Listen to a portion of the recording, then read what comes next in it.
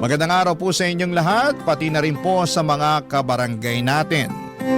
Itago niyo na lamang po ako sa pangalang Fred. Fan na fan po ako ng Barangay LS. At naloloka rin po ako sa tuwing napapakinggan ko ang mga stories na pinapadala sa inyo, Papa Dudut. Kaya naman napagtanto ko po na siguro'y panahon naman para yung listeners nyo naman ang maloka sa kwento ng buhay ko. Sana lang po talaga ay matanggap at mapili po ninyo ang sulat ko na ito. Lumaki nga po pala ako sa Dumaguete at doon na rin po ako nakapagtapos ng kolehiyo. Pero narinig ko po na mas malaki ang kita sa Maynila. Kaya naman nag-decide ako makipagsapalaran sa Manila. Pero nagtatrabaho muna ako sa Dumaguete para makapag-ipon ng kaunting pera bago ako pumunta ng Manila. Sa unang araw ko pa lamang sa Manila ay talagang nalula ako sa dami ng mga matataas na building at sa laki ng syudad. Tapos nang makita ko po ang MRT ay sobrang namangha ako kasi wala po noon sa Dumaguete.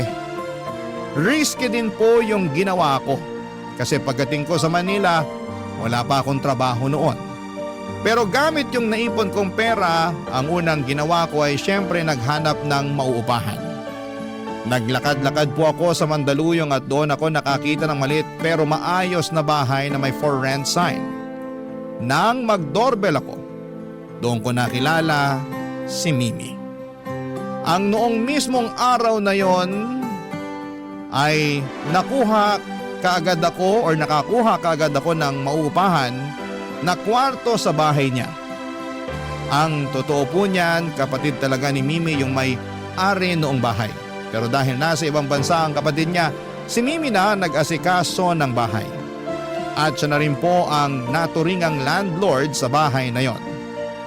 Napag-alaman ko din na may sariling kwarto si Mimi sa bahay na yon.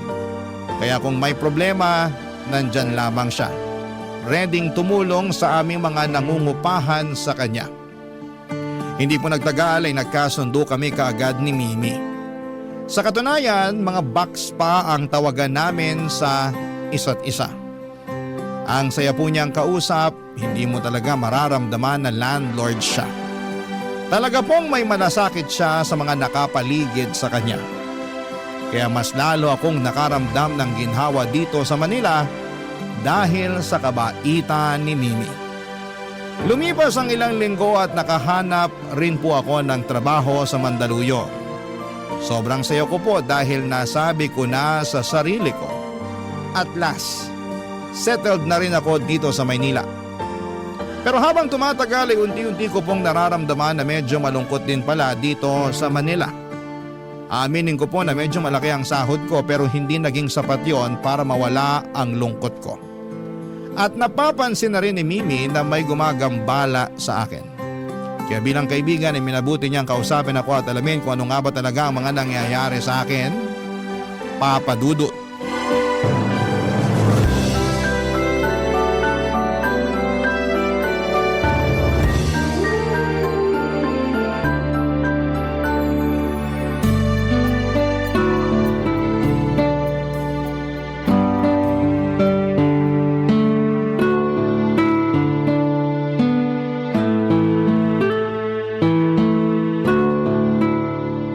Nakakalokang buhay to! Hoy, Bax!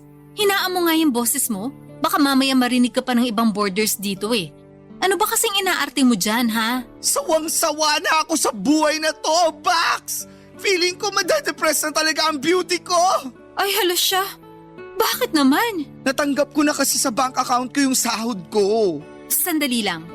Namomroblema ka kasi natanggap mo na yung sahod mo? Nagpapatawa ka ba? Hindi. Namomroblema ako kasi wala akong jowa na pwede kong ilibre. Wow ha, nahiya naman ako sa problema mo. Dapat nga magpasalamat ka pa kasi ang laki ng natanggap mong sahod. Tapos hindi rin naman ganun kamahal yung upa mo sa kwarto dito sa bahay. Alam ko naman yun. Actually, nagpapasalamat nga ako kasi hindi ko akalain na makakapag-settle ako kaagad sa Manila. Pero, alam mo ba yung feeling na... Yung feeling na... Yung feeling na wala kang katuwang sa buhay. Yung feeling na maayos nga yung buhay mo. Pero by the end of the day, nalulungkot ka naman. Kasi nare-realize mo na mag-isa ka lang sa buhay. Hay nako, Bax. Pinagdaanan ko na yan nung teenager pa lang ako. At tapos na ako sa chapter na yan ng buhay ko. Kontento na ako sa buhay ko, no? Basta napapatakbo ko lang na maayos tong bahay at naaasikaso ko kayong mga boarders, okay na sa akin yun. Chusera ka? Talaga bang hindi ka natatakot na tumandang dalaga? Hindi. Alam mo kung ano yung dapat kong katakutan? Yung may jowa ka nga pero hindi ka naman pinakikisamahan na maayos. Ay wow! Siguro naranasan mo na yun, no? Oo, kaya sinasabi ko sa'yo, tigilan mo na yung kakadrama dyan sa wala kang jowa. Kasi blessing in disguise yan. Ay, bahala ka dyan. Basta ako, gusto ko ng boyfriend. Yung tipong may nayayakap at nahalikan ako pagkatapos ng trabaho. Yung tipong may nasasabihan ako sa lahat ng achievements ko at yung tipong tatanggapin ako ng buong buo. Alam ko na kung bakit ka nagkakaganyan. Oh, bakit na naman? Sa kakabasa mo yun ng pocketbook eh. Akala mo ba hindi ko napapansin na ginawa mo ng libangan yung pagbabasa ng pocketbook tuwing day off mo? Tigilan mo na yan, Fred. Kaya ka nagkakaganyan eh. Walang basagan ng trip, Bax. Kaloka ka? Ay, maiba ako. May plano ka bang dumalaw sa inyo sa Dumaguete? Usama mo naman ako. Hindi pa kasi ako nakakapunta doon. Ay, game ako dyan. Bet ko yan. Pero mamaya na natin pagplanuhan yan. Kasi okay pa naman ako dito sa Manila sa ngayon. Kung sa bagay, alam mo, ang swerte-swerte mo nga eh. Kasi ang bilis mo naka-adjust dito. Samantala, yung isa sa mga boarders natin dyan, nahihirapan pang makahanap ng trabaho. Uy, totoo? So paano siya nakakapagbayad ng upa sa'yo? Ichismis mo na sa akin yan habang tayo palang dalawang nandito sa sala. Dali! Well, ang sabi niya sa akin, pinapadalhan daw siya ng pera ng jowa niya na nasa Cebu nagtatrabaho ngayon. Tapos, sinabi rin sa akin ng boarder na yun na kung hindi pa raw siya makakahanap ng trabaho dito sa Manila, susunod na lang daw siya Cebu dun sa jowa niya. Ang tsaka ng chika mo ha? Mas nararamdaman ko lang tuloy na mag-isa lang ako sa buhay. Naiinggit ka dun? Nahihirapan na nga maghanap ng trabaho yung tao? At least may katuwang siya sa buhay. Ewan ko sa'yo. Konti na lang talaga at maloloka na ako sa'yo. Hindi ka pa ba loka-loka sa lagay na yan? Sira! Anyway, kumain na lang tayo. Halika, nagluto ko ng pansit. Ayoko nga. Baka mamaya idagdag mo pa yun sa babayaran ko sa'yo sa susunod na buwan. Ako, ikaw, tigilan mo na nga yung kaartehan mo. Halika na dito, kumain na tayo. It's on the house. Ha? Anong it's on the house? Libre! Ay, G ako dyan. Sige, kukuha lang ako ng plato. Ganyan kaming mag-aasara ni Mimi Papadudot. Super close talaga kami. Tawang-tawa kami sa isa't isa at talagang proven and tested na ang tibay ng samahan namin. May isang pagkakataon pa nga na na-delay yung sahod ko pero agad akong pinahiram ni Mimi ng pera. At kapag may dumarating na parcel siya, Papadudot at wala siya sa bahay, ako na ang nagbabayad. Tapos ay binabayaran niya ako kagad pagbalik niya. Talaga pong solid ang tiwala namin sa isa't isa. Pero aaminin ko, kahit okay naman ang kalagayan ko sa bahay ni Mimi, ay may mga pagkakataon na nararamdaman ko pa rin ang kalungkutan. Lalo na at wala akong jowa. Naiinggit ako tuwing nakikita ko sa Facebook yung mga kaibigan ko na mukhang sobrang saya sa mga love life nila. Parang gusto ko na rin kasing makatagpo ng katuwang sa bahay. Kasi feeling ko ay ready na ako.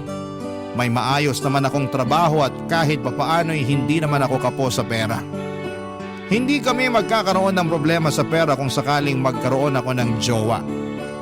Isa pa po, feeling ko talaga I have so much love to give. Pero wala akong mapagbigyan ng love na yon.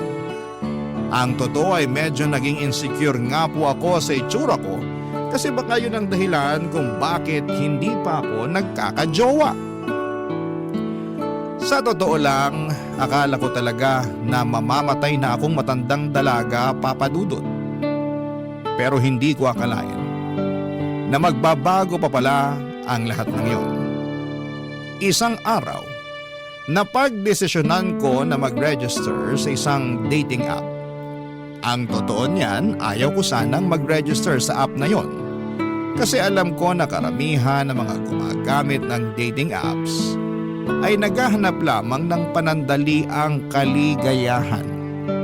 Pero ng mga panahong yon ay wala na talaga akong ibang choice kasi hindi pa na-discover ang beauty ko. Pinatulang ko na talaga yung pag-register sa dating app na yon at tuwing day off ko ay wala na akong ibang ginawa kundi ang magbabad sa app na yon. At makalipas nga ang ilang linggo, doon ko na nakilala si Eman. Si Eman po ay tubong Bacolod at doon pa rin siya nakatira. Ang saya ko po tuwing nag-uusap kami at sobrang gaan ang pakiramdam ko tuwing nagchat-chat at nagtatawagan kami. Noong mga panahong yun ay ramdam ko talaga ang pagiging sincero ni Eman at kung gaano siya kabait. Guwapo din po si Eman, papadudot mala-artistahin ang mukha niya. Pero ang talagang nagpahulog sa loob ko ay yung kabaitan niya.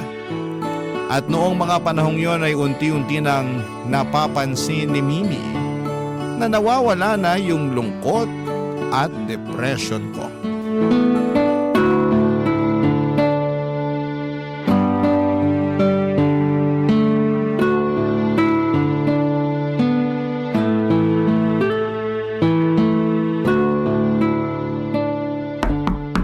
Bax, may dala akong pizza. Lumabas ka na dyan, kain tayo. Sandali lang, Bax! Oo. Sige na, tatawagan na lang kita mamaya, okay? I love you too. O sige na, bye! Mwah! Hoy, sino yung kausap mo? At bakit namumulay ang mga pisngi mo? Ayoko nga mag-share sa'yo. Baka asarin mo lang ako eh. Sige ka, pag hindi mo kunento sa akin yan, tataasan ko yung renta mo. Huy, ang ganid mo naman sa pera. Walang ganyanan, Bax. Magkwento ka na kasi. Splok mo na, share mo na dali. Ay, sige na nga. May nakilala ako sa dating app. Totoo ba? Ano pangalan? Eman. Tigilan mo nga yan, para ka namang bulate na binudbura ng asin eh. O sige na, magkwento ka pa. So ayun na nga, nakilala ko siya sa dating app hanggang sa nahulog na yung loob namin sa isa't isa. Saan ba siya nakatira? Taga Mandaluyong ba yan? Hindi, taga Bacolod siya. Perfect, di ba? 5 hours lang yung layo sa amin sa Dumaguete. Feeling ko talaga meant to be kami. Alam mo, Bax, sa totoo lang, natutuwa ako sa'yo. Kasi bihira lang kita makita na ganito kasaya. Pero sana naman, ingatan mo yung puso mo. Kung makapagsalita ka naman. Seryoso ko. Kilala kita. At alam kong sobrang rupok mo pagdating sa pag-ibig. Ang totoo niyan, kami na ni Eman. Ano? Kayo na? Pero huwag kang mag-alala kasi mabait si Eman. At nararamdaman ko talaga na legit at hindi fake news yung pagmamahal niya para sa akin. Kaloka ka naman. Bakla ka ng taon. Kilalanin mo muna yung tao bago ka makapagrelasyon sa kanya. Alam ko na ang lahat ng kailangan kong malaman tungkol sa kanya. At sinisigurado ko sa'yo na buo na ang desisyon ko na mahalin si Eman. Sige na nga, may tiwala naman ako sa'yo eh. Pero paano yan? Nasa Manila ka, nasa Bacolod siya. So ano ang magiging setup nyo? Long distance relationship, ganon. Parang ganun na nga. Tiis-tiis na muna sa chat at video call sa ngayon. Ang totoo nga niyan, gustong-gusto ko na nga siyang makita. Pero ang layo kasi ng Bacolod eh. Hoy, alam mo, maganda yung naisip mo. Sige, luwas tayo ng Bacolod at makipagkita ka sa kanya. Tapos dumiretso na rin tayo sa Dumaguete para makapagbakasyon na ako. Kaloka ka talagang bruha ka. O sige, ipagpalagay na natin na makakapagbakasyon ka. Kung ganon, sino ang may iwan dito sa bahay? Paano yung mga borders mo, ha? Ano ka ba? Digital na ang mundo. Makikiusap ako sa mga border na ipadala na lang sa e-wallet ko yung bayad nila sa upa kung sakali. Gusto mo lang magbakasyon eh. Dinamay mo pa ako. Nakakaloka ka. Ikaw tong tubong Dumaguete, no? Alam nga naman pumunta ako doon na mag-isa. Baliligaw pa ako niyan kung sakasakali. Sige na nga, pero tsaka na lang yan. Hindi ko pa kasi bet mag-travel ngayon eh. Ay, talaga ba? So, paano si Eman? Gaya nga nung sinabi ko, titisin ko na lang muna tong long distance relationship namin. Ay, nga pala Bax, bago ko makalimutan. Eto, bayad ko yan sa upa ngayong buwan. Uy, thank you ah. Mabuti ka pa palaging on time yung bayad. Samantala, yung isa nating boarder dyan, madedelay pa daw ng 1 week. Naku, ako pa ba? Hindi ako malilate sa bayad sa'yo, no? Marami kaya akong datong. Ang yaman mo naman, mapapasana all ka na lang talaga. Hay nako, sa ating dalawa, ikaw kaya itong mas maganda ang buhay. At least hindi mo na kailangang umupa. Kasi sa'yo pinaubayan ng kapatid mo tong bahay na to. Yun na nga eh, pinaubaya lang sa akin pero hindi naman sa akin tong bahay na to. Maswerte ka pa rin. Kasi hindi mo na kailangang umupa. Pero mas lalo akong suswertehin kung magbabayad sa oras lahat ng boarders natin. Kalma yung wrinkles mo. Kumain na nga lang tayo. Lalamig na tong pizza eh. Nang mga panahong yon ay natutuwa ako kasi hindi ako pinagalitan ni Mimi. Kasi normally ay kontrabida talaga siya pagdating sa usapang pag-ibig. At palagi niya akong sinesermonan kapag nade-depress ako dahil wala akong love life. Pero sa halip na magalit si Mimi noong araw na yon ay tinanggap pa niya na may jowa na ako. Pero syempre, binalaan ako ni Mimi na mag-ingat pa rin daw ako kasi marami daw mga manloloko sa paligid. Lalo na at sa dating app ko lamang nakilala si Eman. Ang totoo niyan, Papa Dudut, ay napaisip din ako sa mga sinabi ni Mimi. Kasi paano kung tama siya? Paano kung pinapahulog lamang pala ako ni Eman sa bitag niya? Paano kung laro-laro lang ang lahat ng ito at wala naman talagang balak si Eman na seryosohin ako? Paano kung ginagamit lang pala ako ni Eman? Bilang isang bakla ay hindi ko maiwasang mag-isip ng ganon. Kasi may mga kwento na maraming bakla ang mga niloloko lang na mga lalaki para sa pera. Pero habang tumatagal ang mga pag-uusap at chat namin ni Eman, mas lalo niyang napatunayan sa akin na seryoso siya. At hindi niya ako gagamitin at sasaktan ng isang aklang katulad ko. Tuwing lalabas ako ay palagi niya akong pinapaalalahanan na mag-ingat. Tapos ay palagi niya akong kinukumusta. At lagi din niyang sinasabi sa akin na kumain daw ako sa tamang oras. Alam ng Diyos kung gaano katagal kong ipinagdasal na magkaroon ng boyfriend at sa tingin ko si Emma na nga ang sagot sa lahat ng mga panalangin ko. Grabe. Kinikilig talaga ako tuwing nag-uusap kami ni Eman. Habang tumatagal ang mga pag-uusap namin ay mas marami pa akong natutunan tungkol sa kanya.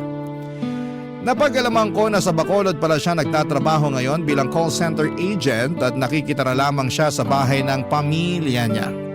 Nalaman ko rin na 4 sila na magkakapatid at nalaman ko rin na madalas mag-away ang nanay at tatay niya dahil daw sa pagiging babaero ng tatay niya. Hindi ko po maiwasang malungkot noong sinabi sa akin ni Eman yon. Pero syempre bilang isang supportive na jowa ay ginagawa ko ang best ko para iparamdam kay Eman na hindi po siya nag-iisa. Gusto ko na palaging maramdaman ni Eman na nandito lamang ako para sa kanya na maaari niya akong sandalan sa mga panahong nahihirapan siya at napapagod na siya sa buhay. Hay nako Papa Dudut, para talaga akong nasa isang fairy tale noong mga panahong yon. Parang ako yung bida at si Eman ang aking Prince Charming. Barangay Love Stories. Barangay Love Stories. Pero tulad ng karamihan sa mga fairy tale, syempre may mga dark moments din. Dumating ang araw na palagi na lamang umiiyak si Eman tuwing nagtatawagan kami. Napag-alaman niya kasi na hindi lang pala yung tatay niya yung may kabit, pati na rin daw yung nanay niya.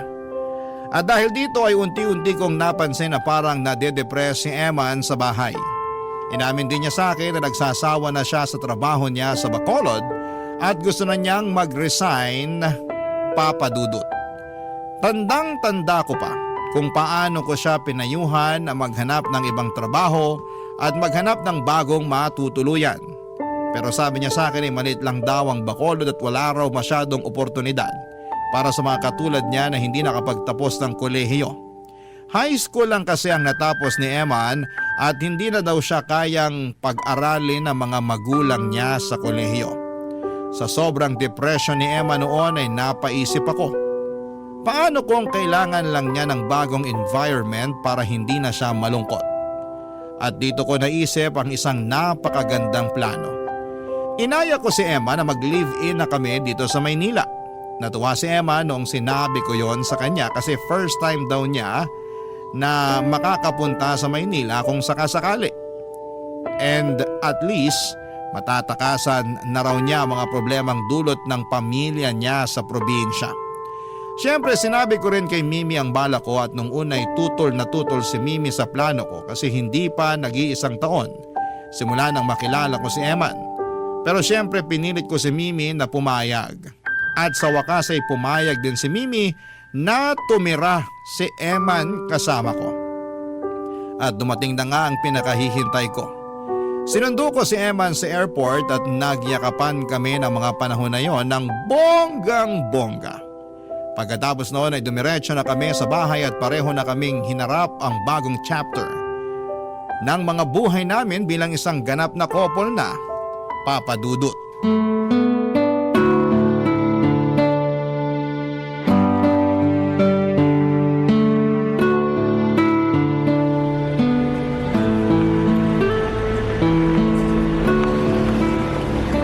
Mahal, alam mo, sobrang saya ko talaga na nandito ka na sa Manila. Ako din, mahal. Grabe pala dito sa Manila, no? Ang lalaki ng mga building.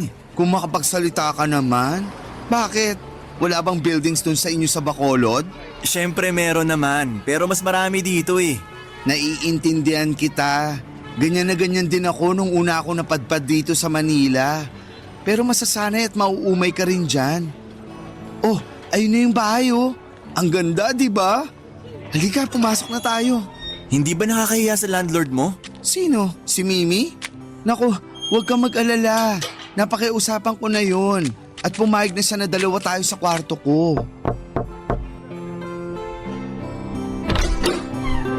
Uy, Bax! Ay, Bax! Ito na nga pala si Eman. Magandang araw po. Magandang araw din sa'yo. O halika, pasok kayo. Salamat.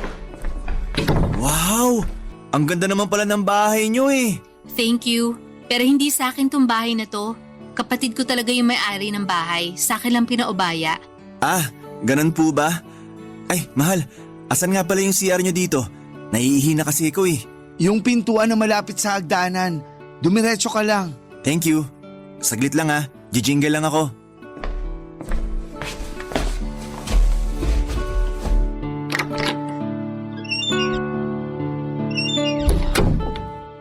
Gwapo ng jowa ko, Bax, no? Oo naman.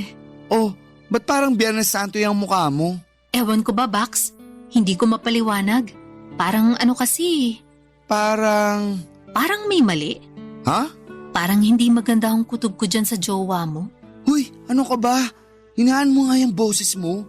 Baka mamaya marinig ka. Sa turo lang ako, Bax. Malakas ang kutob ko na pineperahan ka lang yan. Alam mo ikaw, nakakainsulto ka na.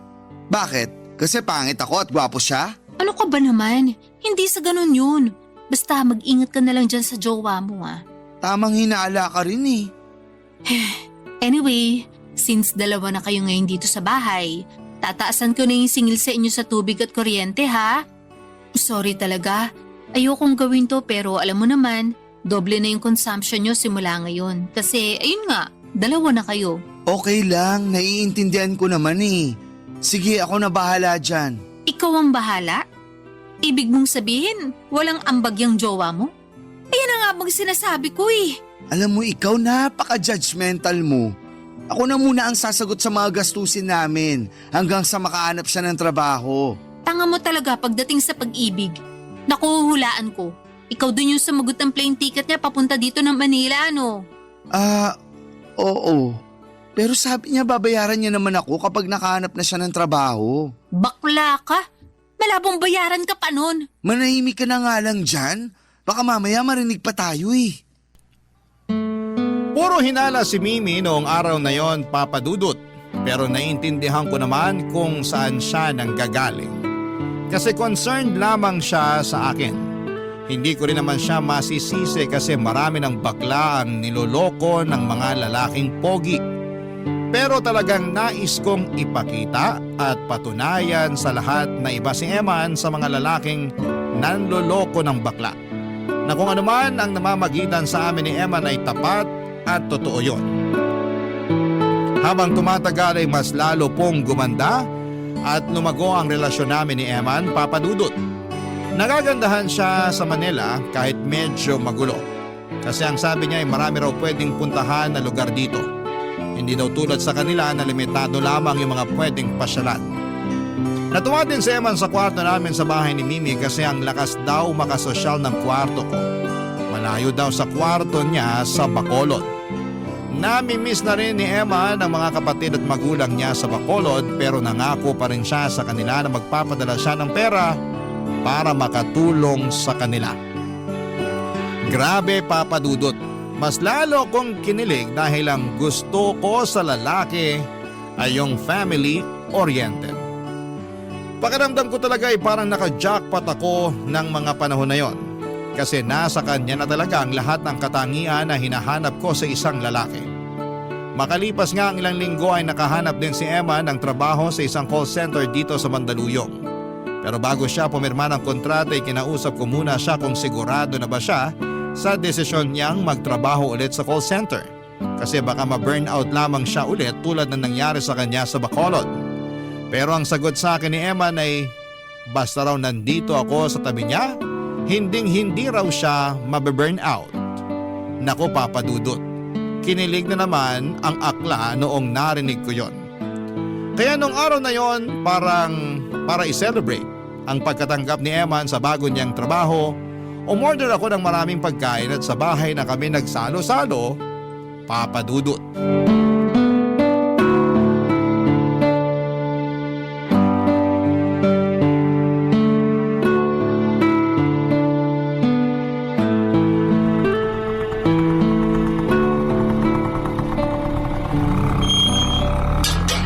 Hoy Bax, anong meron? Ba't ang dami mong pinadeliver na pagkain? Natanggap kasi si Eman sa pinag-applyan niya na call center at kakapirma lang din niya ng kontrata. Kaya eto, bumili ako ng maraming pagkain para makapag-celebrate tayo. Sabayin mo na rin kami ha.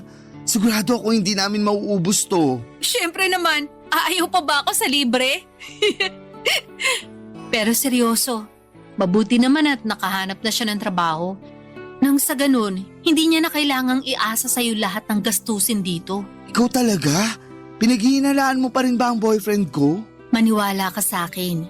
Pinipigilan ko naman yung sarili ko na husgahan yung jowa mo eh. Pero ewan ko ba, hindi ko talaga mapigilan eh. Naku, bahala ka. Basta pakitunguhan mo na lang ng maayos yung boyfriend ko. Okay na sa akin yun. Nga pala, nasan yung jowa mo? Nandun sa kusina. Naguhugas ng mga plato at inihahanda ang mesa. Sipag niya, no? Halika na nga, kumain na lang tayo.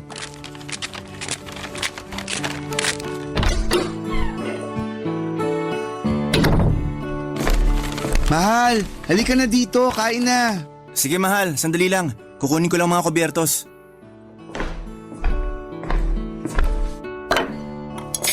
Umupo ka na dito. Ang dami kong binili, oh. Ang totoo nga niyan, mahal. Nahihiya nga ako sa'yo eh. Oh, bakit naman? Kasi ang dami mo nang nagastos para sa akin. Hindi mo naman kinailangan gawin to, pero ginawa mo pa rin. Wala eh. Nahulog ako sa bitag mo. Ikaw talaga. I love you, mahal. I love you too. Mamaya na nga kayo maglandian. Kumain na tayo bago pa lumamig tong mga pagkain dito. Inggitera. Ay nga pala, Eman. Kumusta naman yung pagtira mo dito sa Manila? Nakapag-adjust ka na ba? Opo, Miss Mimi. Naku, alam mo ba na ganyan din si Fred nung una siyang dumating dito sa Manila? Ang totoo nga niyan, bilib na bilib ako sa kanya kasi nakayanan niya mabuhay dito sa Manila na hindi humihingi ng tulong kahit kanino. Napaka-etsyosera mo talaga. Kumain ka na nga lang dyan. Ay hindi, totoo naman yung sinasabi ko, di ba? Lahat ng meron ka ngayon ay galing sa dugo at pawis mo. Ni minsan hindi ka ng apak o nanloko ng tao para lang gumaan ang buhay mo. May gusto po ba kayong palabasin? Ako? Naku wala, nagsasabi lang ako ng totoo. Hindi po, kasi sa tono ng pananalita nyo. Mukhang gusto nyong palabasin na pineperahan ko lang si Fred. Mahal, tama na yan. Hindi eh. Nire-respeto ko po kayo bilang landlord namin at ni minsan wala ho kayo narinig sa akin kahit nakakaramdam na po ako na ayaw nyo sa akin. Pero sana naman wag nyo akong basusin ng ganito. Excuse me lang, babalik na ako sa kwarto. Mimi, ano ba? Ba't mo naman binastos ng ganun si Eman? I'm sorry pero masisisi mo ba ako? Concerned lang ako sa'yo. Nag-aalala lang ako sa'yo bilang kaibigan mo. Pues sumusobra ka na. Kung hindi totoong kaibigan ang turing ko sa'yo, sa tingin mo ba magkakaganito ako? Kundi hamak na border lang ang tingin ko sa'yo, sa tingin mo ba mag-e-effort pa akong sabihin sa'yo na sa tingin ko niloloko ka lang nung lalaking yun? Ang dami mo na kayang nabigay sa lalaking yun. Bukal sa loob ko lahat ng binibigay ko kay Eman. Sana lang talaga hindi mo pagsisisihan na pinapasok mo pa yung lalaking yun sa buhay mo. Umamin ka nga sa akin. Naiinggit ka ba? Ano? Siguro, naiinggit ka lang. Kasi nakikita mo kami ni Eman dito sa bahay na masaya at nagmamahalan. Habang ikaw, mag-isa at malungkot ang buhay. Ang kapal na mukha mo. Ako na nga to nagmamalasakit sa'yo, tapos ngayon ako pa tong pagsasalitaan mo ng ganyan? Nagmamalasakit? Hindi ka nagmamalasakit. Nangihimasok ka na sa buhay ng may buhay. Para lang naman malaman mo, hindi ako naiinggit sa'yo. Lahat ng mga sinasabi ko sa'yo ay base lang sa mga nakikita ko. At base sa nakikita ko, hindi makakabuti sa'yo ang lalaking yon. Bahala ka na nga sa buhay mo. Hoy! Saan ka pupunta? Babalik na ako sa kwarto namin. Baka kung ano pa ang masabi ko sa'yo.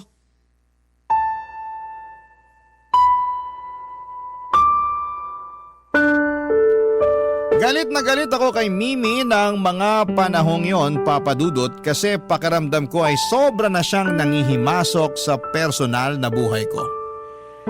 Nainis ako noong bastusin niya si Emma ng harap-harapan. Noong araw na yon ay pumasok agad ako sa kwarto at naabutan ko si Emma na umiiyak. Dinamayan ko siya at ako na rin mismo ang humingi ng tawad sa ginawa ni Mimi. Naawa ko kay Eman kasi kahit na nagbunga yung mga pagsusumikap niya sa paghahanap ng trabaho ay hindi yun nakita ni Mimi kasi patuloy na naniniwala si Mimi na ginagamit at pineperahan lamang ako ni Eman. Hindi rin kami nagkibuan ni Mimi ng ilang linggo. Kinakausap ko na lamang siya tuwing kailangan ko ng magbayad ng renta, pero maliban doon ay tahimik na lamang ako kasi ayoko na ng gulo. Yung pananahimik ko at hindi pagkibo kay Mimi ay parang paraan ko para ipakita sa kanya na hindi ko gusto ang ginawa niya. At si Mimi naman ay hindi na rin ako pinapansin at siguro yun din ang paraan niya para iparating sa akin na pinaninindigan niya ang hinala niyang niloloko lamang ako ni Eman.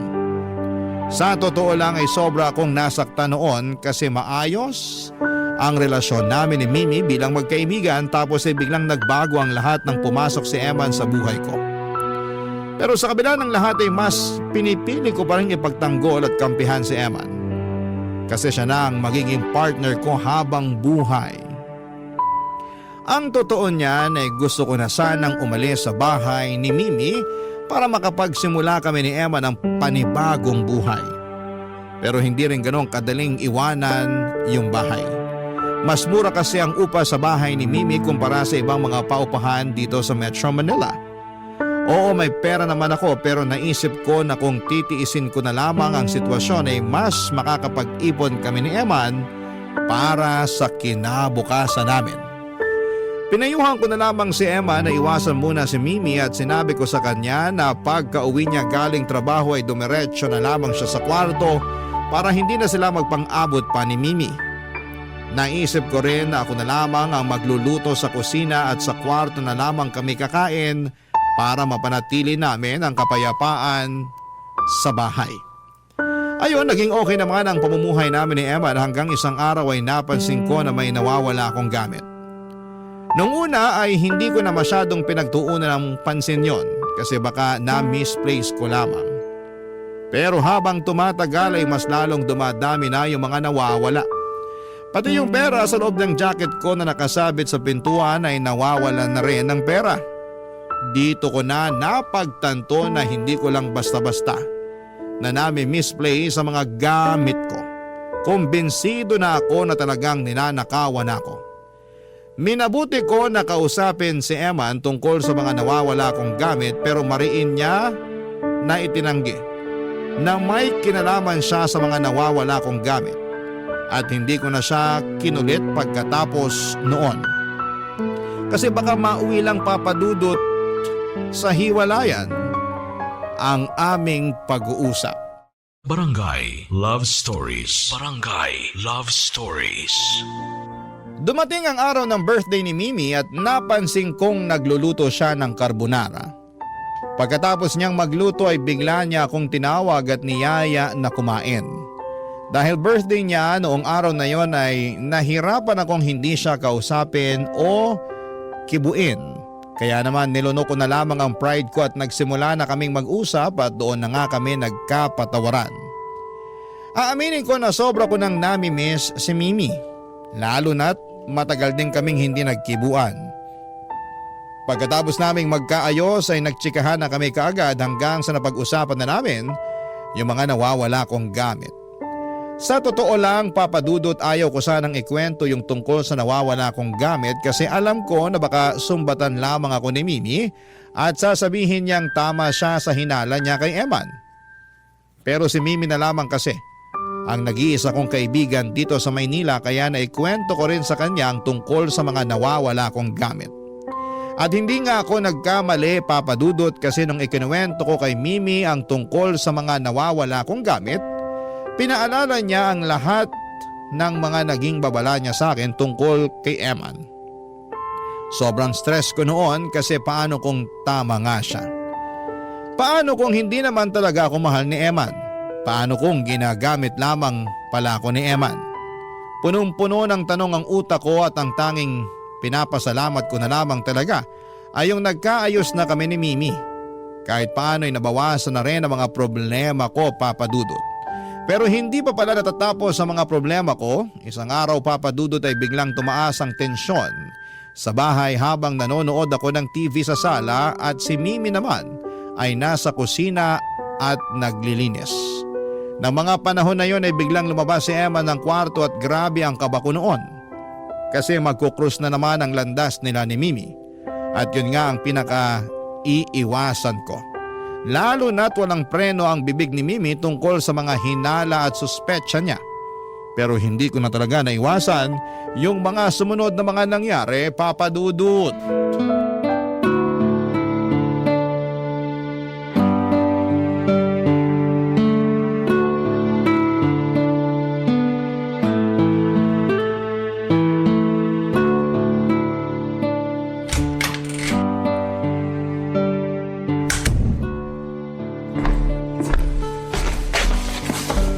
Oh, mahal, ba't ka lumabas ng kwarto? May kailangan ka? Bigla akong nagutom eh. Magluluto lang ako. Ano ka ba naman? Wag na, ako na lang magluluto para sa'yo.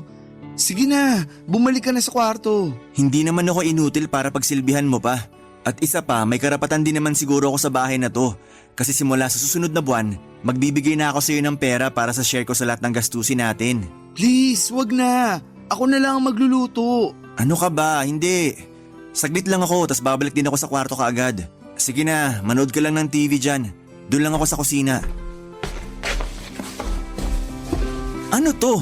Mahal, halika nga. Oh, bakit? May problema ba? Tingnan mo nga tong ref. Ba't may padlock? Hay nako, sinadya ko talaga yan. Kasi baka pasukin tayo na magnanakaw dito. Alam mo na. Sandali lang, Bax. Wala ka namang sinabi sa akin na lalagyan mo ng kandado tong ref, ha? Sinadya ko talagang hindi sabihin sa'yo. Kasi baka matunugan tayo ng iba dyan. Mahirap na. Sagad na po yung pasensya ko sa inyo. Pinagpapasensyahan ko lang kayo kasi hindi naman namin bahay to. Pero sobra-sobra na yung pagmamaliit nyo sa akin. Tigilan mo nga ako sa drama mo. Kwento sa akin ni Fred na unti-unti na siyang nawawalan ng gamit. At alam kong kagagawan mo ang lahat ng yon. Oo, hindi ako galing sa mayaman na pamilya. At hindi ako nakapagtapos ng pag-aaral. Pero hindi ho ako magnanakaw. Yung dangal at prinsipyo ko na lang po ang meron ako. At hindi ako makakapayag na pati yun ay yuyurakan nyo pa. Alam mo, para sabihin ko lang sa'yo, hindi ko talaga maintindihan kung bakit ka pa pinagtsatsagaan ni Fred. Baka mas mabuti pang bumalik ka na lang sa kung saang lusa ka man kinuha ni Fred. Ayoko na magnanakaw sa sarili kong pamamahay. At ang dahilan kung bakit pumapayag pa ako na manatili ka dito, ay dahil may respeto ako kay Fred. Pero sa'yo wala. Sumusobra na po kayo! Ano bang nagawa ko sa inyo para maliitin niyo ako ng ganito? Ano, Fred? Wala ka man lamang sasabihin dito sa mapanghusga mong kaibigan? Kita mo na? Mismo si Fred hindi makapagsalita. Kasi pati siya, pinagdududahan ka na rin. Hindi mo rin naman siya masisisi. Kasi dadalawa na nga lang kayo sa kwarto nyo, tapos mawawalan pa siya ng gamit. Wala nga namang nilipad ng hangin o kaya kinuha ng white lady yung mga nawawala niyang gamit. Mimi, tama na yan. Ay hindi! Magsasalita ako kapag may nakikita o nararamdaman akong mali. Alam mo, hindi na ako magtataka kung talagang ninanakawan ka niyan eh. Kasi isipin mo hindi pa nga nag-iisang taon simula nung naging kayo. Pero hindi siya nagdalawang isip na lumuwas galing Bacolod papunta dito sa Manila. At talagang ikaw pa yung pinagbayad niya ng plane ticket niya ha? Matatanggap ko na ho yung sahod ko sa susunod na buwan. At may balak akong bayaran si Fred sa perang pinambili niya ng plane ticket ko. At lumuwas ako ng Manila kasi gusto kong takasan yung sama ng loob na dinudulot ng pamilya ko sa akin dun sa Bacolod. Ang galing ng palusot mo dire-diretso. Hindi ka man lang nautal. Ilang linggo mo pinaktis yung palusot na yan no. Mukhang pareho na nga kayong kumbinsido na talagang magnanakaw ako. Kung ganun ang tingin nyo sa akin, wala na ako magagawa. Pero hindi na ako tatayo dito habang pinagsasalitaan nyo ako ng masama. Ang drama. Sa inyong dalawa, mukhang mas bakla yan jowa mo na yan Ikaw naman kasi. Bakit mo naman pinagsalitaan ng ganun si Eman? Hoy, pero aminin mo, pati ikaw nagdududa ka na rin sa kinikilos ng lalaking yun. Kaya ka nga natameme kanina, di ba? Aaminin ko, oo. Paano ba naman kasi? Gaya nga ng sabi mo, dalawa lang kami sa kwarto. Pero yung pera at mga gamit ko, unti-unti nang nawawala. Mismo. At hindi lang yan Teka lang, may ipapakita ko sa'yo. Kunin ko lang yung cellphone ko. Bakit? Anong meron? Eto, screenshot yan ng usapan namin ng kaibigan ni Eman sa Facebook. Malinaw na malinaw sa screenshot na yan na may utang daw si Eman sa kanya na hindi nababayaran. Diyos ko. Bax, ayaw ko sanang sabihin to pero mukhang tama nga yung hinala mo tungkol sa kanya. Kaya kung ako sa'yo, paalisin mo na yan. Kasi baka kung ano pa yung nakawin yan sa'yo. Huwag kang tanga. Hindi porket bakla magpapaloko ka na lang ng ganun-ganun sa lalaking yun. Sige, siguro panahon na para kausapin ko siya. Aakyat na muna ako sa kwarto. Salamat nga pala Bax Kasi kung hindi dahil sa'yo, hindi ko pa malalaman na pailalim pala kung tumira tong si Eman. Tama yan. Kausapin mo na habang maaga pa. Sige, maiwan na muna kita dyan. Papadudot kinausap ko ng masinsinan si Fred at naglakas loob akong sabihin sa kanya na panahon na para maghiwalay kami. Ang totoo niyan ay ayokong matulad sa ibang bakla na kahit harap-harapan ang niloloko ng lalaki ay nagpapakatang GA pa rin sa ngalan ng pag-ibig. Oo, bakla nga ako at kadalasan ay marupok ako pagdating sa pag-ibig pero hindi ako tanga. Kaya't sinabi ko kay Emma na oras na para maghiwalay kami. Noong mga sumunod na araw ay nag-impake na siya at sinubukan ko siyang bigyan ng pera para makapagsimula siya ng panibagong buhay. Pero hindi niya tinanggap ang pera at ang sabi niya sa akin ay mangungutang na lamang daw siya sa mga kakilala niya kasi ayaw niyang tanggapin ang pera ko. Obviously ay masama pa rin ang loob niya sa akin na hindi ko siya pinagtanggol kay Mimi noong araw na pinagsalitaan siya ng masama ni Mimi. Para kasi sa akin, Papadudot, kapatid ng magnanakaw ang mga taong hindi binabayaran ang utang na loob. Kaya't lalo lang akong naging kampante sa desisyon kong hiwalayan at palayasin siya. Hindi rin ako nakonsensya sa ginawa kong pagpapalayas kay Eman dahil may trabaho naman siya sa call center. Noong tuluyan nang nawala si Eman sa bahay at sa buhay ko ay aaminin ko na na-depress ako. Akala ko kasi si Emma na ang magiging kasama ko habang buhay. Akala ko ay siya na ang lalaking matagal ko nang pinapangarap at hinihintay. Pero hindi pa pala. Naisip ko na lamang na baka ito ay isang pagsubok mula sa Panginoon. At alam kong malalampasan ko rin po ito, Papadudot. Pagkatapos noon ay bumalik na sa normal ang friendship namin ni Mimi. Masaya na rin si Mimi dahil wala na si Eman sa bahay at sinabi pa niya na masaya siya para sa akin kasi mas mabuti na daw ang mag-isa o single kesa sa tinatraidor ng pailalim si Eman. Hanggang isang araw, Papa Dudut, habang nasa sala kami ni Mimi ay hindi ko akalain na magbabago ang lahat. Nang matuklasan ko ang isang bagay na magpapalinaw sa lahat ng mga nangyari.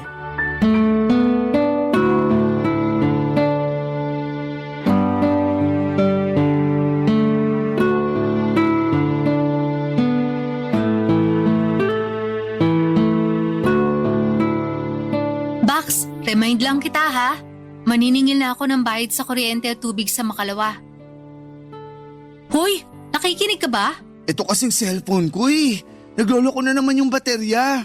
Ayaw mag-on. Ilang beses ko na kasing sinabi sa yung palitan mo na yung cellphone mo. Tigilan mo na nga yun kasi sermon mo sa akin.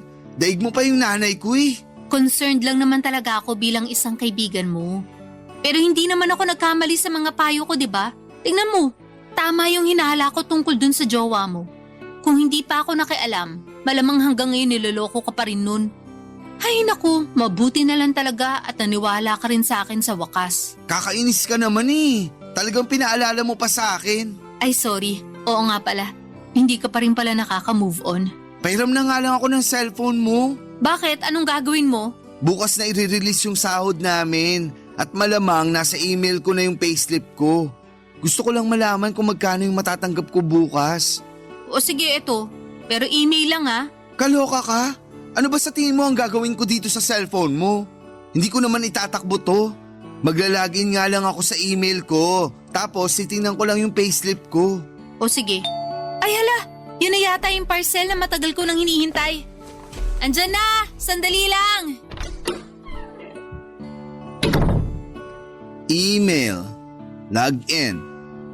Ay, ayan.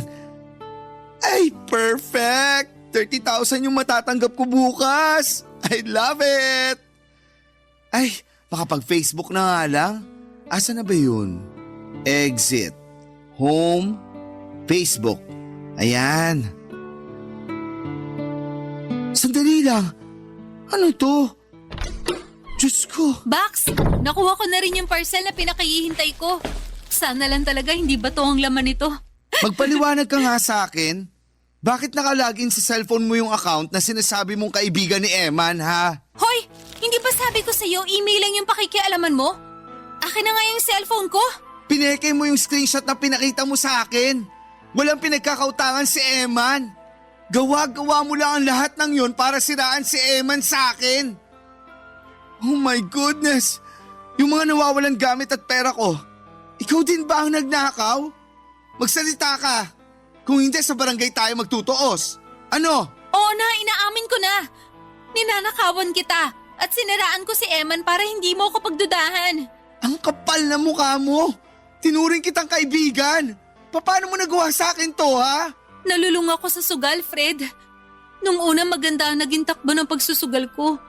Dumoble pa nga yung perang pinusta ko. Pero habang tumatagal, unti-unti ring nawala ang swerte ko. Hanggang sa umabot sa punto na yung mga binabahid na ng mga border para sa upay nagagamit ko pampusta. Ang totoo nga niyan, ubos na yung pera eh. At hindi ko na alam kung paano babayaran yung kuryente at tubig natin buwan-buwan. Kaya ako nagawa ang lahat ng yun. Pinagkatiwalaan kita. Fred, may pinagsamahan naman tayo, di ba? Please, patawarin mo na ako.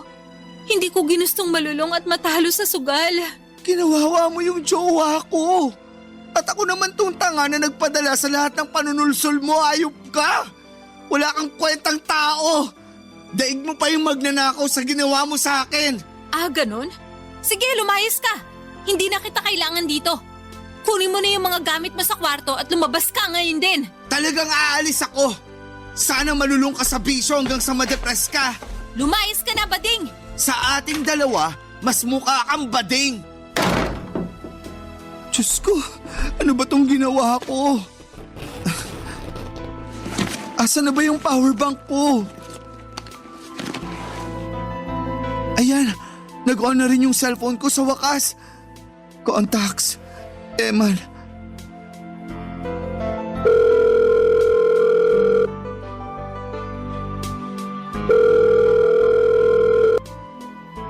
Hello?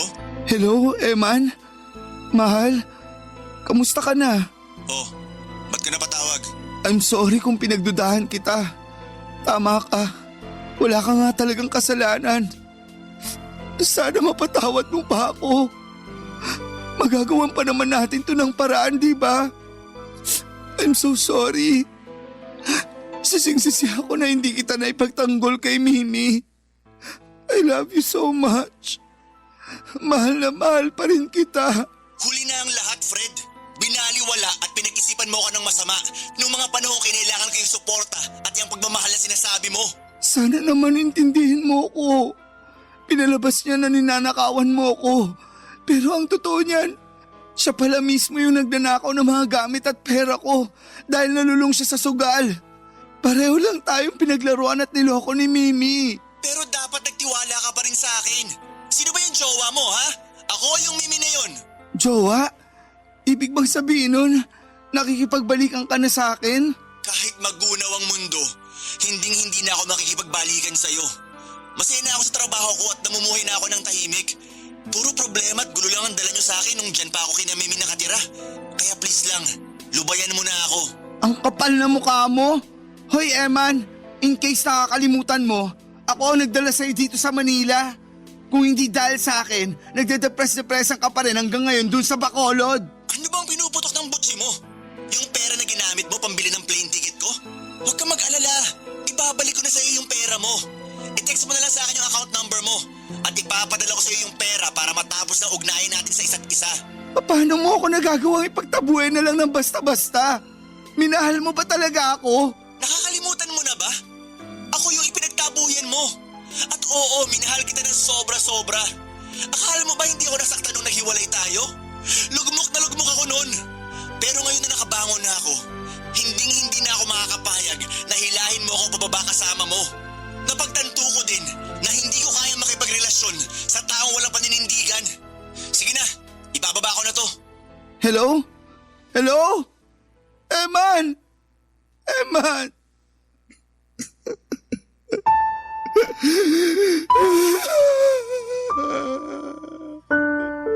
Sising-sisi po ako na nagpadala ako sa panunulsol ni Mimi.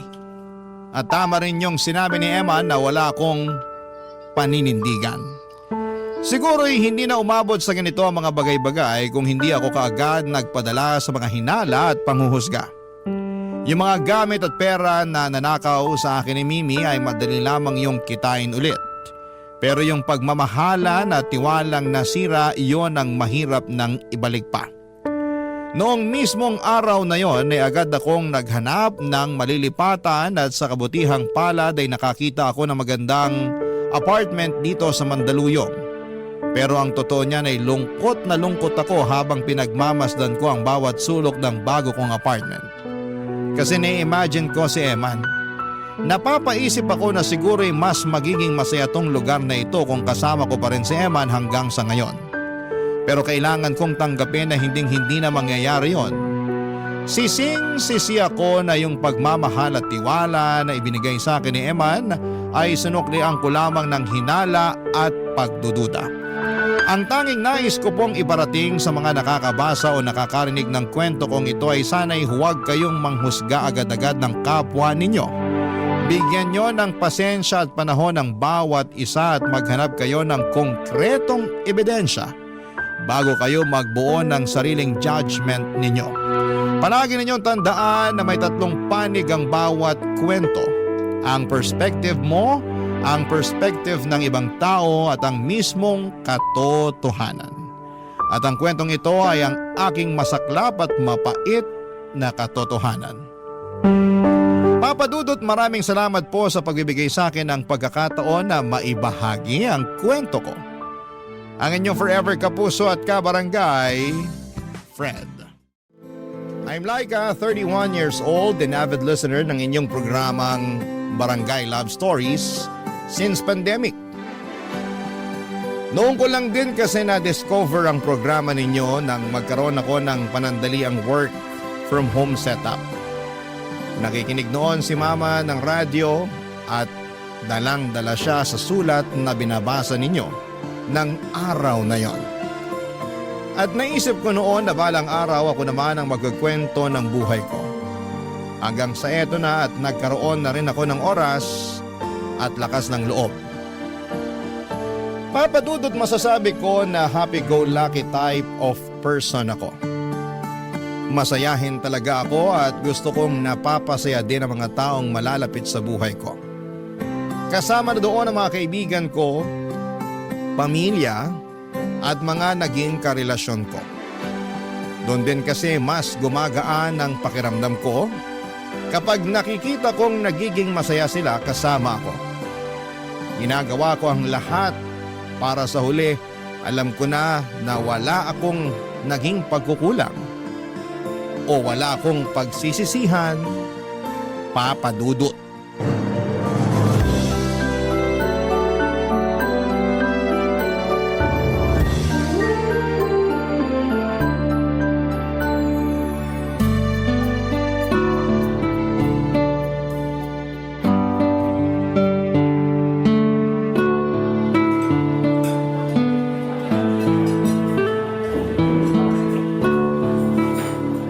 Late ka ngayon ah. Sorry, Denise. Galing kasi ako sa birthday celebration ng lola ng lab ko. Kaya naman palang weird ang outfit mo ngayon, Laika. Uy, grabe ka naman. Hindi weird tong outfit ko, no? Anong hindi? Ang haba ng palda mo ngayon, lampas tuhod. Pati na yung manggas ng blouse mo, abot na hanggang siko mo. Tapos nakalugay pa yung mahabang buhok mo na alam kong hindi ka sanay kasi palagi kang naiinitan. Oo, hindi talaga ako sanay sa ganitong ayos. Kita mo na? Kaya alam ko na weird talaga yung outfit para sa'yo. Bakit ba kasi ganyan yung ayos mo ngayon? Eh kasi nga, galing ako sa birthday celebration ng lola ni Lablab. Eh di ba medyo conservative yung family nila. Medyo o sobrang conservative? Halos kulang na lang magsuot ka ng long sleeve, stockings, gloves at face mask para matakpan yan lahat ng parte ng katawan mo. Denise, iba lang kasi talaga yung religion nila Lablab kaya naninibago tayo sa nakasanayan nila. Alam mo, wala namang problema sa akin yung outfit nila. Sabi mo nga, iba yung religion ng pamilya ng boyfriend mo kaya ibang paniniwala nila. At nirerespeto ko naman kung anong nakasanayan at kailangan nilang gawin. Ang hindi ko lang maintindihan, ikaw. Ako? Bakit ako? Kung bakit mo ginagawa yan? Ang alin? Yan. Yung pagbabago sa sarili mo. Mula sa pananamit, pagsasalita hanggang pagkilos mo. Akala mo ba hindi ko napapansin lahat ng pagbabago mo mula na maging boyfriend mo siya? Yun kasing request sa akin ni Lablab eh. Lalo na para sa araw na to. Marami kasing mga kamag-anak niyang nandun sa birthday celebration ng lola niya. Okay, fine. Ano bang bago dun? Eh palagi mo namang binibigay o sinusunod yung mga request ng lab mo. Ayoko lang naman na ma-disappoint ko siya, lalo na yung family niya sa akin. Sa tingin mo ba natuwa naman sila sa'yo kanina? Feeling ko naman oo. Sana, oo. Kahit medyo sinasaway ako ni Lablab kanina kasi napapalakas yung tawa ko. Teka, pati pagtawa mo pinipigilan niya? Aba buti hindi ka nautot dun sa birthday na yon. Ano ba yung sinasabi mo, Denise? Hindi naman ako pinipigilan ni Lablab na tumawa. Sinabi lang niya na hinaan ko raw yung boses ko. Eh sa malakas ka naman tumawa, ano magagawa niya dun? Hindi nga kasi sanay yung mga kamag-anak o ka-churchmate nila sa maingay. Kaya ayun, kahit nakakatawa yung joke ng pinsan niya, nagpipigil na lang akong tumawa para hindi sila mapatingin sa akin. Karamihan kasi sa kanila kapag tumatawa, wala kang maririnig na kahit anong boses o ingay. Grabe, sobrang weird talaga nun, Laika. Hindi sila weird. Yun lang talaga yung nakasanayan nila. At wag ka sanang maging kagaya nila kasi ayokong mawala ng maingay at makulit na friend. Hindi naman siguro ako aabot sa ganung point. Sana nga. Kasi ngayon pa lang, nakikita ko na yung malaking pagbabago mo dahil sa boyfriend mo. Papadudot sa second month sa rin namin ng first boyfriend ko ay pinakilala niya kaagad ako sa mga magulang niya. Doon ko nalaman na galing pala siya sa religious and conservative family. Nakita ko na ang dami pa nilang santo sa bahay. Nang dumating nga ako doon para mag-dinner ay nakaslacks at polo shirt ang daddy niya. Ang mami niya naman na may mahabang buhok ay nakapalda ng mahaba at maluwag na blusa. Naka-mini-skirt pa naman ako noon at tube na pang itaas pero may blazer na maong naman. Yun nga lang, nakita ko ang seryosong tingin ng mga magulang niya sa akin. Nang sumunod na buwan ay sinama ako ng boyfriend ko sa birthday celebration ng lola niya pero nag-request siya sa akin na sana raw ay mag-iba ko ng outfit. Bumili pa talaga ako ng lampas tuhod na palda at bulaklaking blusa para lamang sa family gathering na yon. Hindi ako sanay sa ganong outfit kasi sa totoo lang ay nababadoyan ako pero para sa kanya ay sinuot ko. Ayun pala, hihiwalayan niya lang din ako sa bandang huli. Papa Dudut.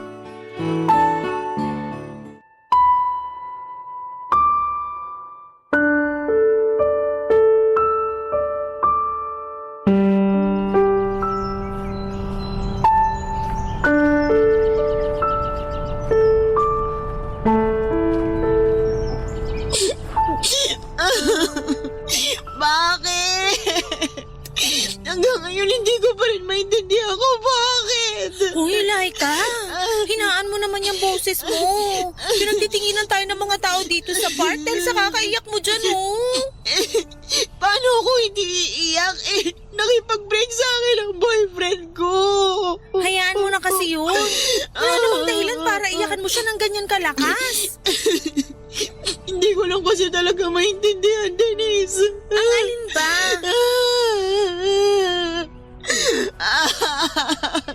Ang dahilan kung bakit siya nakipag-iwalay sa akin. Eh di ba sinabi naman niya kung bakit siya nakipaghiwalay sa'yo? Na marami kayong pagkakaiba na dalawa pagdating sa ugali at pananaw sa buhay? Na nakikita niya magiging problema yun sa pagtagal ng relasyon nyo? Kasi ngayon pa nga lang, palagi na kayo nag-aaway kahit tungkol lang sa maliit na bagay. Nagkakabati rin naman kami kaagad. Paano kayong hindi magkakabate? Palagi mo siyang sinusuyo kahit wala ka namang kasalanan. Kilala mo naman kasi ako. Ayoko nang pinapatagal yung pag-aaway naming dalawa. At dahil dyan sa ginawa mo, pati ang relasyon nyo, hindi rin nagtagal. Hindi ko nga maintindihan kung bakit nangyari yun. Ginawa ko naman lahat para maisalba yung relasyon naming dalawa. Sinunod ko lahat ng request niya pagdating sa ayos at pananamit ko.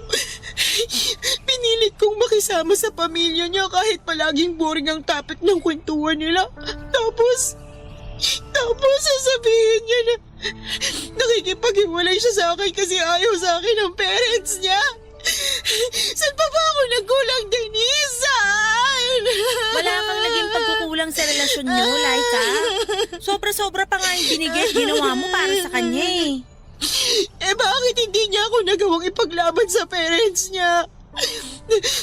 Napakabilis niyang sinuko yung relasyon naming dalawa.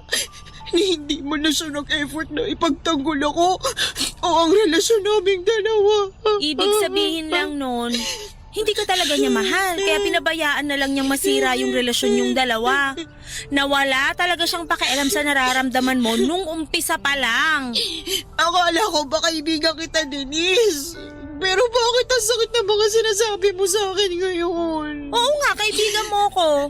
Kaya nga kahit paano, natutuwa ako na nag-break na kayo ng boyfriend mo na yan. Bakit ka naman natutuwa? Nasasaktan na nga ako. Sigurado kasi ako na mas masasaktan ka kapag mas nagtagal pa yung relasyon nyo. Pero mahal ko talaga siya, Denise. Alam ko naman yun. Sa'yo na rin nanggaling na palagi ka nag-a-adjust para sa kanya. At hindi lang para sa kanya, kundi sa buong pamilya niya. Gusto ko kasi na magustuhan at matanggap ako ng pamilya niya. Mali ba mag-effort para sa taong mahal mo at sa mga mahal nila? Hindi naman. Pero alam mo kung ano mali sa ginawa mo? Ano? Yung binago mo yung sarili mo para sa ibang tao. Gets ko naman na gusto mo lang magustuhan ka ng mga magulang ng boyfriend mo.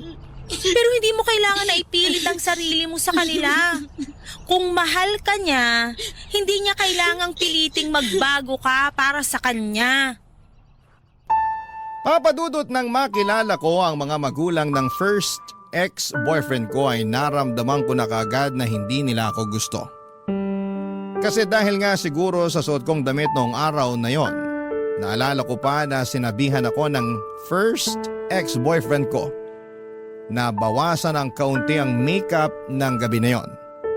Hindi na rin ako nakapagpalit noon ng damit kasi galing ako sa trabaho. Komportable rin naman kasi ako sa damit na yon. Yun pala, ang mga magulang niya ang hindi magiging komportable na kasabay ako sa dinner na yon. Sa birthday celebration naman ng lola na pinuntahan ko noon kung saan ay madaming kamag-anak at ka-churchmate nila ang dumating ay sobrang na-bore talaga ako lalo na sa topic ng mga usapan. Siguro hindi lang ako religious sa tao kasi puro tungkol sa pangsimbahan ang usapan nila. May isang beses pa na may pinsan yung ex-boyfriend ko na nag-joke at napalakas ang tawa ko. Nakuha ko ang atensyon nila dahil sabay-sabay silang napatingin sa akin halos lahat. Kaya naman ang sumunod na family gathering nila na pinuntahan ko ay sinigurado kong may alam na ako tungkol sa religion nila. At pinigilan ko ang sarili ko na maging maingay o makulit ng araw na yon. Papa Dudut. Barangay Love Stories. Barangay Love Stories. Papa Dudut, aaminin ko na noong umpisa ay nahirapan ako na mag-move on mula sa first ex-boyfriend ko. Ganon naman talaga kapag first heartbreak. Hindi ba? Mahirap maka-move on sa umpisa. Pero dahil ramdam ko na ayaw na talaga niya sa akin, pati na ang buong pamilya niya sa kabila ng effort na ginawa ko para sa kanila ay tinanggap ko na lamang na wala na siya sa buhay ko. Ayoko rin naman kasi na ipilit at ipagsiksika ng sarili ko sa mga tao na ayaw sa akin at hindi ako tanggap. Doon naman pumasok ang pangalawang tao sa buhay ko na mamahalin ko noon. Ang baby loves ko na second boyfriend ko, Papa Dudut. Clingy siya at party goer tapos ay mahilig sa mga cute na bagay. Para mas lalo kaming magkasundo ay kinahiligan ko na rin ang mga bagay na yon. Mula sa pagsama sa kanya sa mga bar kahit na hindi naman ako umiinom ng alak o party goer hanggang sa patina ang mga cute na bagay na gusto niyang sinusuot namin noon. Papa Dudut.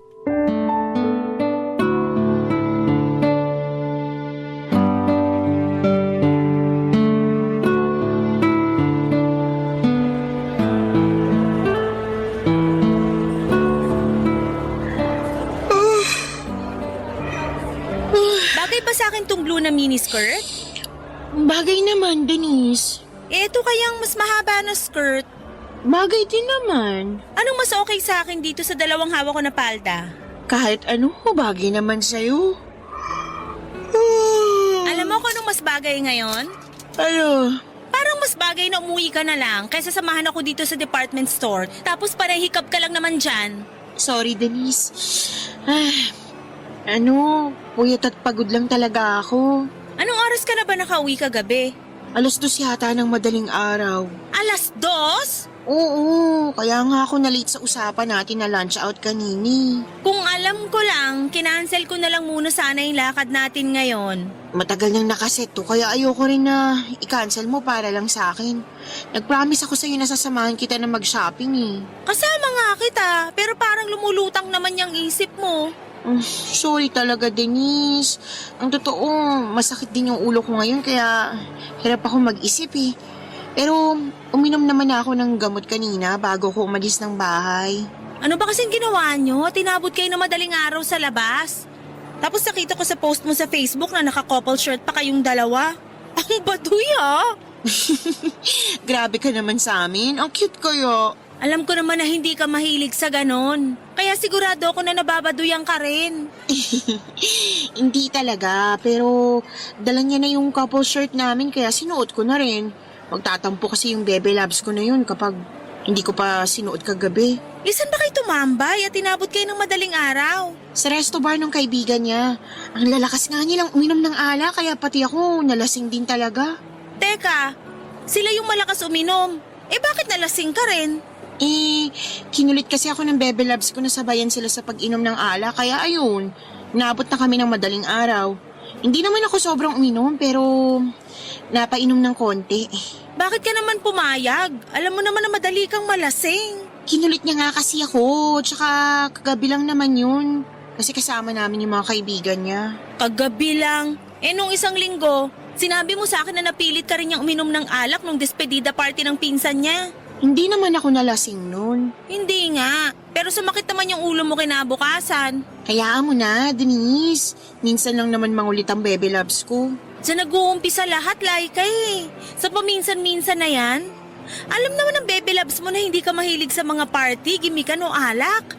Pero doon ka pa rin niya palaging dinadala. Marami rin kasi siyang kaibigan at gusto niya na makilala ko sila kaya sinasama niya ako sa mga lakad nila. Pwede ka naman niyang ipakilala sa ibang paraan. Hindi yung pipilitin ka niyang gawin yung mga bagay na hindi mo naman ginagawa dati. Hindi niya naman ako pinipilit. Aminin mo na, Laika. Hindi mo rin talaga gusto yung mga trip ng Bebe Loves mo. Makakasanayan ko rin naman sigurong gawin yung mga trip niya. Ganito naman talaga sa isang relasyon, diba? Dapat palaging may isang nag-a-adjust o nagbibigay para hindi kayo palaging nagtatalo. Ginagawa ko lang din to para makita ng Bebe Loves ko ang effort ko at maramdaman niya kung gaano ko siya kamahal. Papadudot mula nang magkaroon kami ng relasyon ng second boyfriend ko ay natuto na akong uminom ng alak. Kahit na ayoko talaga ng lasa ng kahit na anong alak, lalo na ang epekto nito sa balat ko na mabilis mag-rashes. Pinipilit ko ang sarili ko para lamang makasama ang Bebe Loves ko bago ko siya makilala. 10 p.m. pa lamang ay tulog na ako, Papadudot, pero mula nang maging kami, ang oras na yon ay simula pa lamang ng gimikan namin sa bar. Kapag naman nagde-date kami sa mga mall o sinihan ay gusto niya palagi kaming naka-couple shirt. Alam niyo yung dalawang shirt na may tig kalahating puso na design? O kaya ay may malaking salita na nakasulat na bawat shirt na he's mine and she's mine. Minsan nga, naka-couple shoes o cap din kami. Basta yung mga ganung bagay para maipakita sa ibang tao na couple kaming dalawa. Sinakyan kong gawin ang mga bagay na yon para sa Bebe Loves ko. Kahit na hindi ko naman hilig o gusto yon. Ang hindi ko alam ay lolokohin niya lang din pala ako. Papadudot.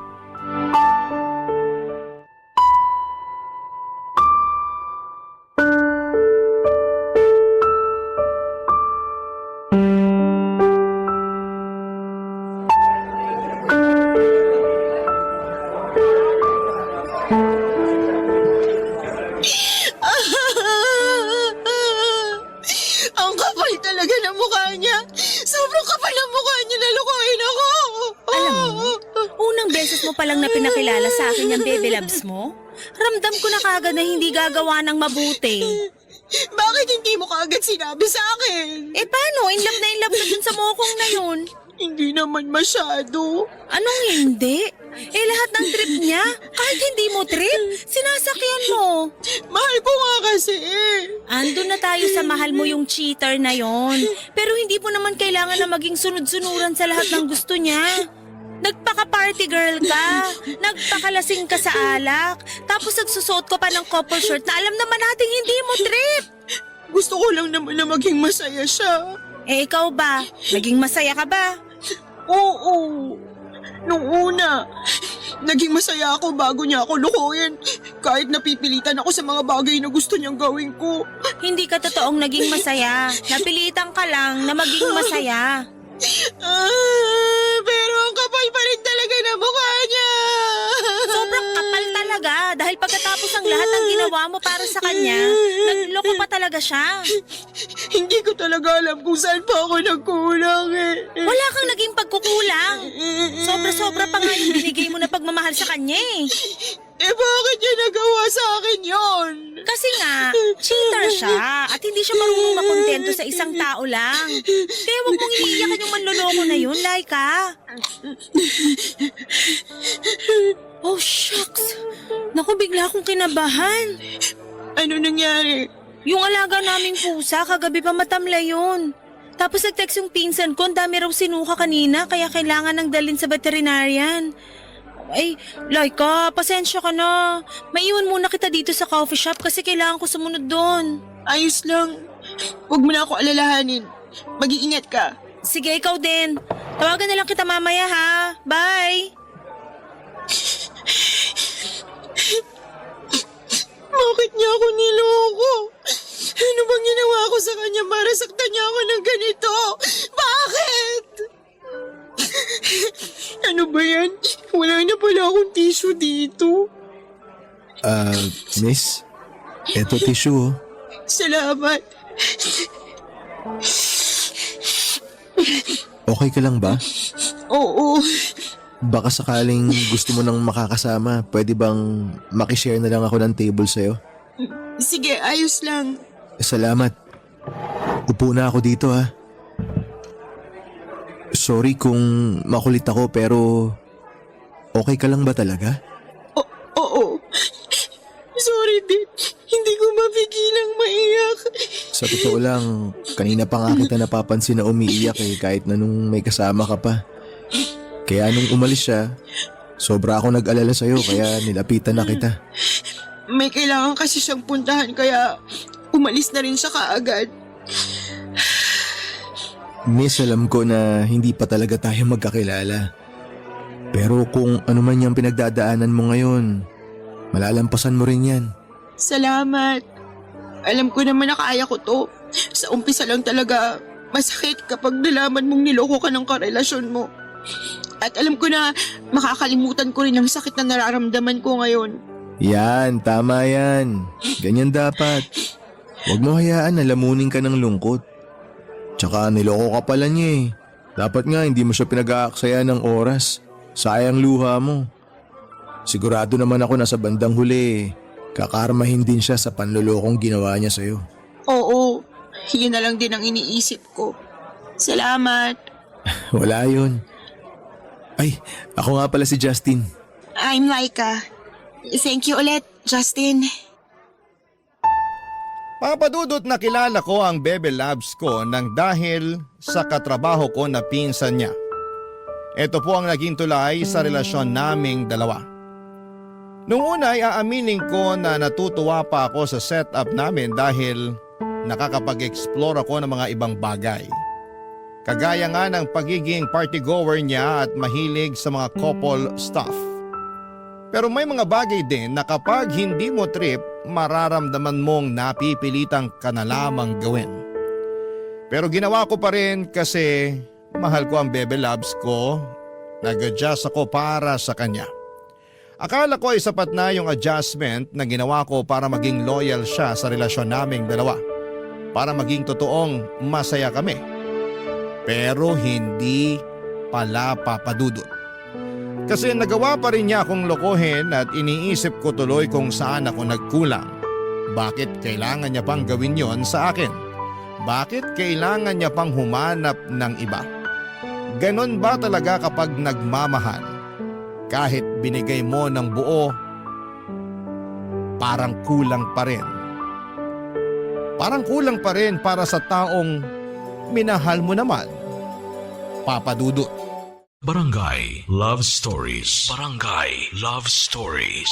Papadudot, hindi yun ang huling beses ng pag-uusap at pagkikita namin ni Justin.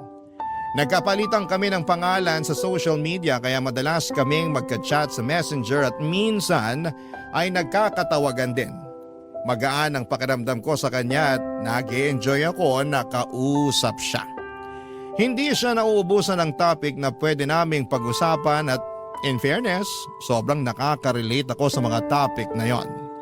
Hindi ako nabobore kapag magka-chat kaming dalawa kahit hanggang madaling araw.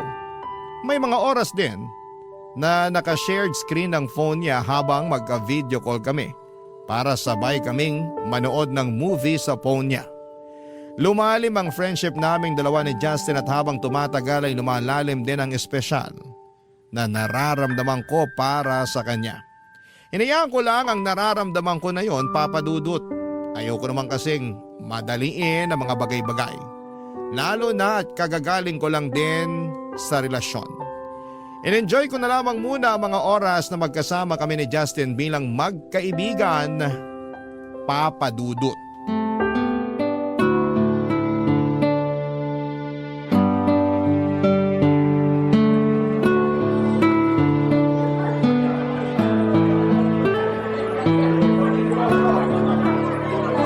Laika, sorry. Ngayon lang ako dumating. Okay lang, kasi na-traffic din kami kanina ni Justin papunta dito sa coffee shop. Grabe nga yung traffic, no? Sobrang lala. May banggaan naman kasi doon malapit sa may huling stoplight bago makarating dito. Talaga?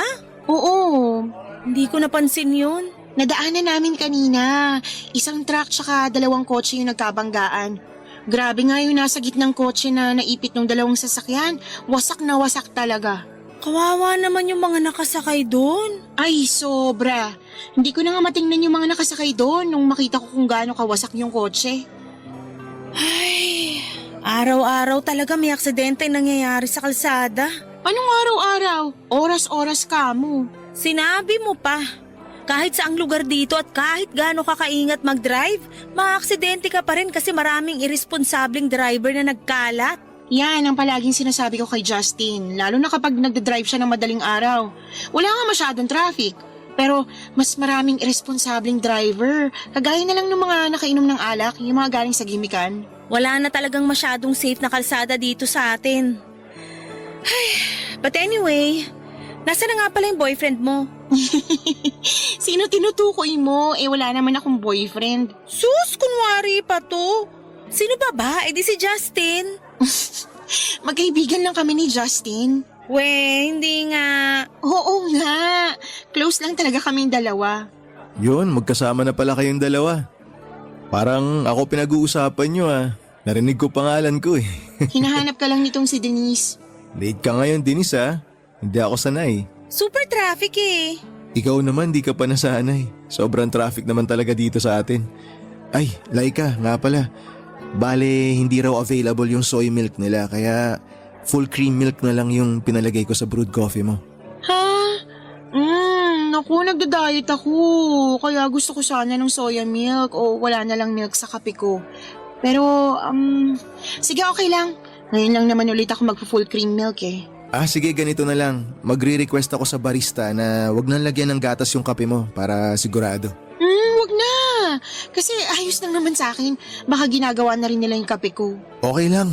Magbabayad na lang ulit ako kung sakaling nagawa na nila. Uy, hindi mo na kailangan gawin yun. Sandali, balik lang ako dun sa barista para maka-order ako ng bagong kape mo kung sakali. Maiwan ko muna kayo Pero, ang kulit talaga ni Justin. Ayaw magpapigil. Grabe, hindi mo pa boyfriend yan pero sobrang asikaso na sa'yo. Ang kulit nga eh. Hayaan mo na kasi siya. Nag-request ka naman kanina na soy milk ang ilagay sa kape mo, di ba? Oo. Yun naman pala eh. Kaya dapat hayaan mo siya na ibigay yung request mo. Hindi naman niya kasalanan kung nagkamali siya ng in-order na kape sa akin. Pero hindi ibig sabihin nun mag-a-adjust ka sa maliit na pagkakamali niya. Paminsan-minsan isipin mo rin sarili mo o yung personal na bagay na gusto mo. Sabi ko naman sa'yo, di ba? Hindi pwedeng palagi na lang mag-a-adjust ka para sa ibang tao. Papadudot nag-iwan ng marka sa isipan ko ang sinabing yon ng kaibigan kong si Denise. Naisip ko na tama naman kasi siya sa mga sinabi niya tungkol sa mga past relationship ko na palaging ako na lamang ang nag-a-adjust para sa kanila. Kagaya lang na sabi ko kanina, ganon kasi talaga ako. Gusto ko na nang napapasaya ang mga espesyal na tao para sa akin. Kaya ginagawa ko ang lahat para sa kanila. Para maramdaman nila na parte ako ng buhay nila. Pero dahil sa ginagawa ko na yon ay nakakalimutan ko naman ang sarili ko. Mas lalo ring lumalim ang pagkakaibigan namin ni Justin noon. Hanggang sa pareho naming naramdaman at tuluyan ng nahuhulog ang loob namin sa isa't isa. Pero ang hindi namin minadali ang mga nararamdaman namin yon. Nang niligawan niya ako ay umabot pa ng ilang buwan bago ko siya sinagot. At isa yon sa mga desisyon ko na kailanman ay hindi ko pinagsisihan sa buhay ko, Papadudut.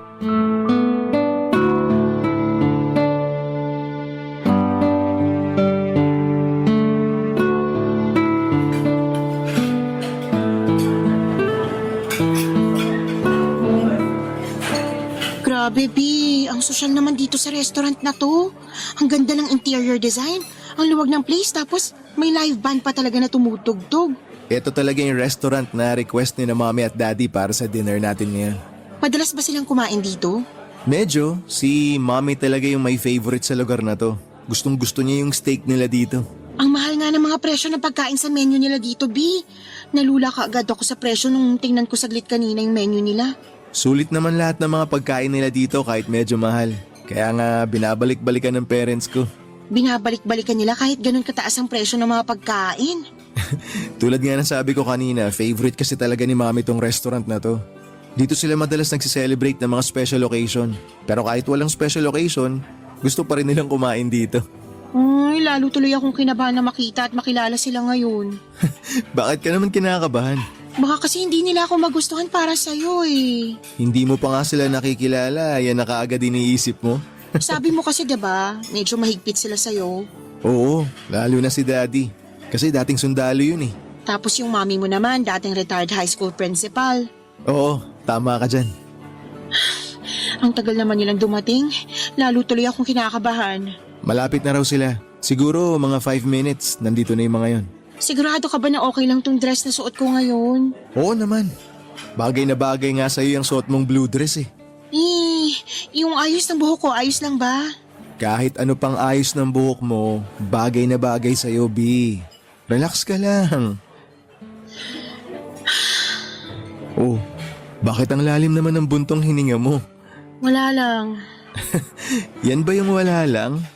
Nakailang buntong hininga ka na mula nung makarating tayo dito sa restaurant. Mag-relax ka lang, B. Kalma ka lang. Sorry, kinakabahan lang kasi talaga ako. Huwag kang kabahan. Sabi ko naman sa'yo, mabait ang parents ko. Kinakabahan kasi ako na baka hindi ko ma-meet yung expectations nila sa akin. Kaya nga kagabi pa ako nagtatanong sa'yo eh, kung ano ba sa tingin mo yung gusto nilang isuot ko o ayos ng buhok ko. B, hindi mo naman kailangan i-meet expectations nila eh. B, kung hindi ko gagawin yun, paano nila ako magugustuhan para sa'yo? Magugustuhan ka nila kahit ano pang suot mo. Tsaka kahit ano pa maging ayos ng buhok mo ngayon. Paano ka naman nakakasigurado dyan? Sigurado ako kasi girlfriend kita. Irerespeto ng mga magulang ko kung sino yung taong mahal ko. Alam ng mga magulang ko na sobrang pihikan ko pagdating sa mga babae. Alam nila na pipili rin ako ng babae na kaya kong irespeto at mahalin. Kaya hindi mo na kailangan na baguhin ang sarili mo, B. Magpakatotoo ka lang. Ipakita mo sa mga magulang ko kung sino ka talaga. Papadudot yun ang unang pagkakataon na makikilala ko ang pamilya ni Justin. At yun din ang unang pagkakataon na naging komportable akong kasama ng taong mahal ko at mga taong mahalaga sa buhay niya. Nasanay nga kasi ako na palaging nag-a-adjust para sa ibang tao. Yung tipo na kailangan kong makisama at makibagay sa kanila. Pero kung gaano ako kakomportable sa relasyon namin ni Justin ay ganon din ako kakomportable noong kasama at kausap ko ang pamilya niya.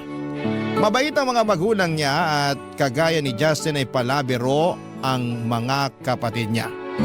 Nang gabing kasabay kong mag-dinner ang buong pamilya ni Justin ay nabusog talaga ako sa pagkain, kwentuhan at mga tawanan. Yung tawanan na walang halong pagpipigil o kaplastikan. Pagkatapos ng gabi na yon, ang dami kong na-realize at nagbalik tanaw pa ako sa mga nakarelasyon ko noon bago si Justin. Yung palagi kong pag-a-adjust para makibagay sa kanila. Yun kasi ang naisip kong paraan para mag-work out ang isang relasyon. Pero hindi pala yon tama dahil sa isang relasyon dapat nasabay at parehong nag-i-effort ang dalawang tao.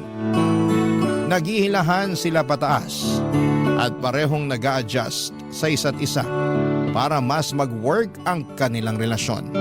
Yun ang ginawa namin ni Justin sa relasyon namin at masasabi ko na malaking bagay yon para mas makilala at mahalin ninyo ang isa't isa.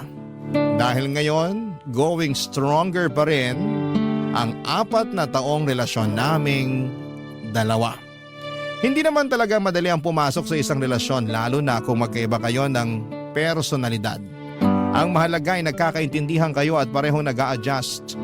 maraming salamat po pala kung sakali man na mapili po ninyong i-ere ang sulat ko, Papa Dudut. At umaasa ako na nakapag-iwan ito kahit papaano ng aral sa mga nakikinig ngayong tanghali. Hanggang dito na lamang po, Papa Dudut. Maraming salamat po sa inyo at sa bumubuo ng inyong programa. Gayon din sa inyong mga tagapakinig araw-araw, kabilang na ang pamilya namin. Ang inyong forever, kapuso at kabarangay, Laika.